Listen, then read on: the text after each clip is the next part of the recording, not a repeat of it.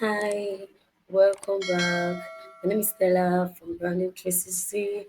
So today I'll be teaching about the Ptdf Scholarship. We're going to get familiarized with the interface of the portal, and in the next video we're going to go to how to apply. So the guidelines.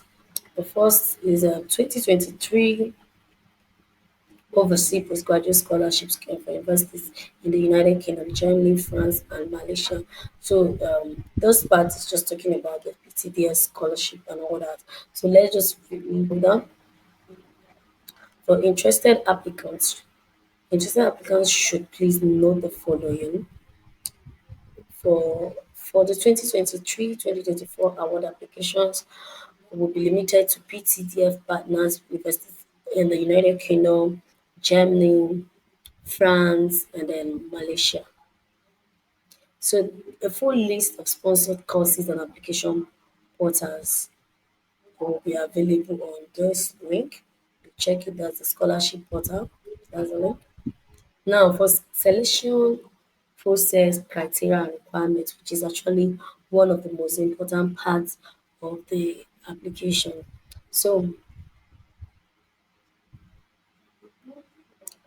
so PTF scholarship are highly competitive, and only candidates who are standing across the board are actually selected. Um, what are the criteria for this scholarship? Sorry, the document, academic merits as evidenced by the quality of the grades, full academic transcripts, and other professional qualifications acquired. Relevant publications to be referenced by applicants. This one is for PhD applicants only. Membership in professional bodies. The viability of study slash research plan. Viability of studies, feasibility or study plan and all that.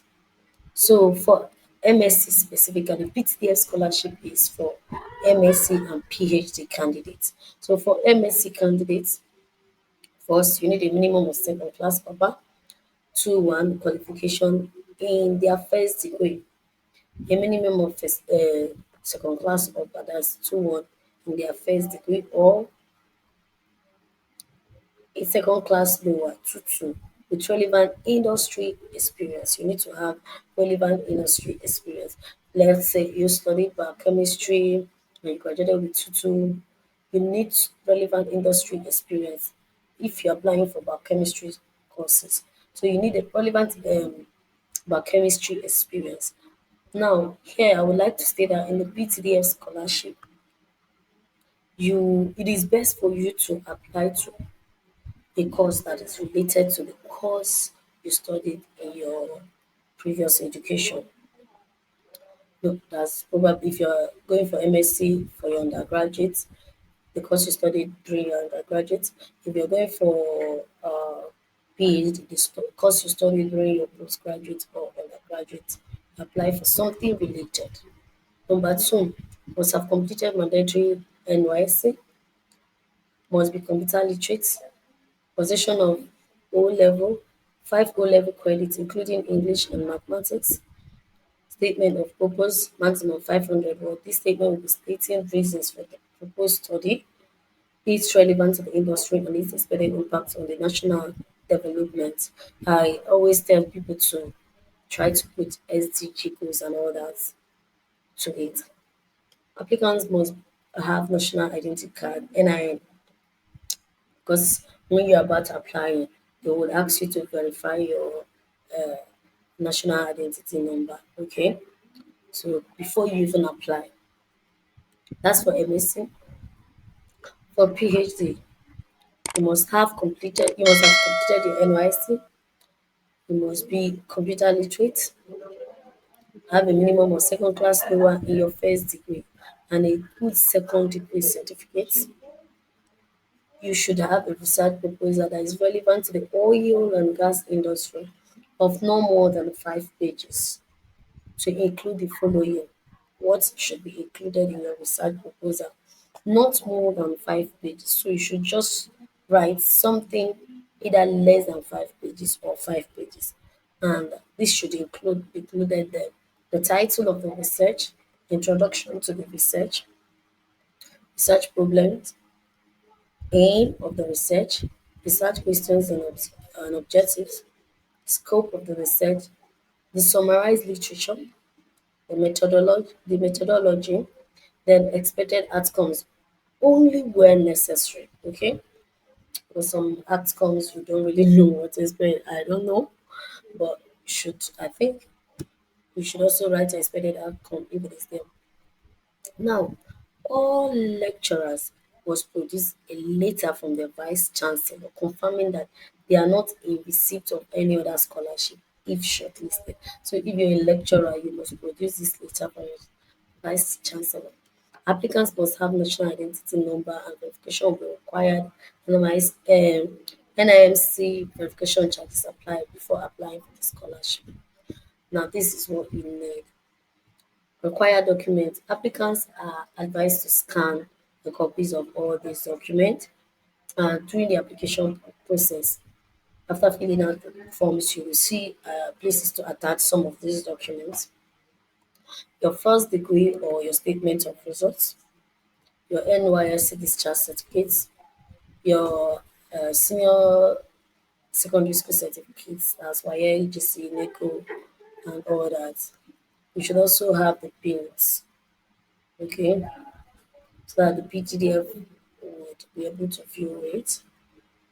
Recent passport photograph, a passport photograph that is okay for you. A local government identity card, your master's degree certificate if you are applying for a PhD, evidence of membership in a professional association. If you belong to a professional association, you put in that it will be to serve as an edge for you. Now, here, kindly note that the scholarship is for 2023-2024. That's for this section. The scholarship is limited to only partner universities in PTDF partner schools. The list will be up there for you. We would go there and I'll show you. Scholarship is limited to PTDF partner universities. I can say that. Scholarship will only be awarded for studies relevant to PTDF's mandate. Candidates may be disqualified for applying for programs not relevant to the oil and gas industry. The proposed course of study must be related to previous studies. I've said that before. Candidates with multiple applications will lead to disqualification. So please, in the portal, you will see where you even add one and two applications. Please don't do that. Just finish and add. When I'm teaching about the application portal, you will see what I'm actually trying to say. All right. So the approved schools. Here is the link, the space for the approved school. You can see in-country scholarships. So we're not talking about the in-country scholarship, we're talking about the overseas scholarship. So you click on the overseas scholarships. You can see a list of schools. These are schools in France, right? And in Germany, there are about 136 entries. So there are 136 schools.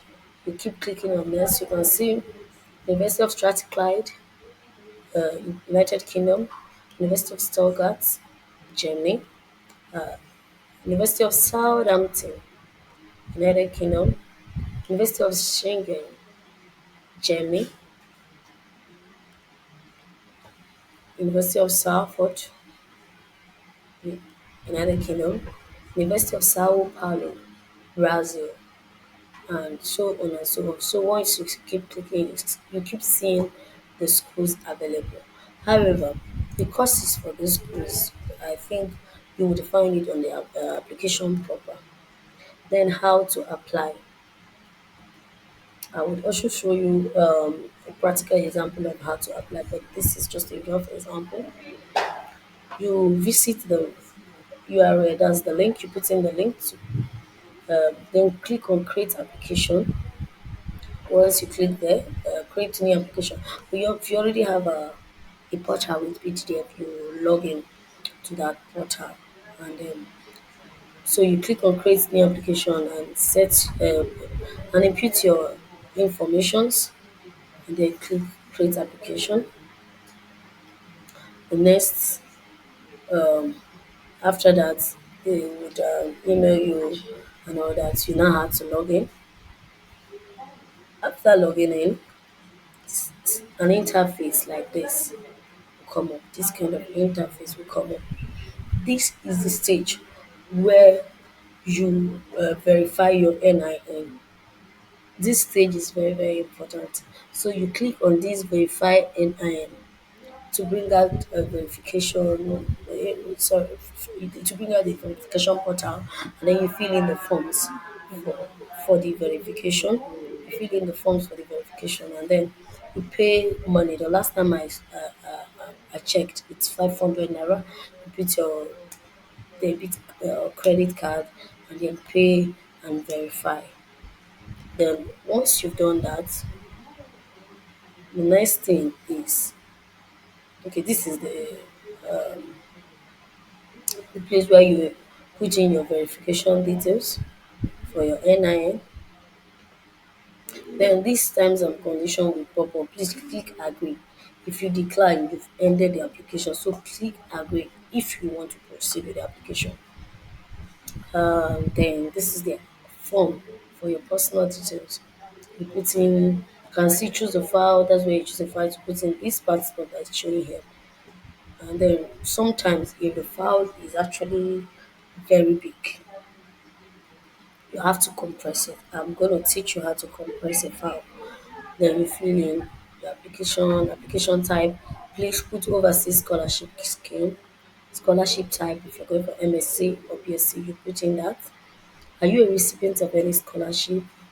If yes, please say. If no, please say. Put in your first name, second name, surname, and all that. Identification, document number, and all that. So after filling up your details and all that, you choose your preferred interview location, and then you go ahead. Here is where you choose your country and the university and your choice, of course. So there's a first choice, there's a second choice, and there's a third choice. So you can now choose first choice, United Kingdom, Cranfield University, Computer Engineering, second choice, United Kingdom, Dundee University, Data Engineering, and all that. Then you put your PTF personal statements. This personal statement is should be a maximum of 500 words. So you're going to detail the reason for the course you have chosen and how it's going to help to develop the nation and all that. So you put in the I prefer you put it on a PDF file. Then there are some additional uploads that will then come up. You're required to put in your birth certificate, put your local government ID, and then that's it. On a PDF file. If it is too heavy, you compress it. That will be in our next video. Then this is where you put in your professional membership, okay, and all that.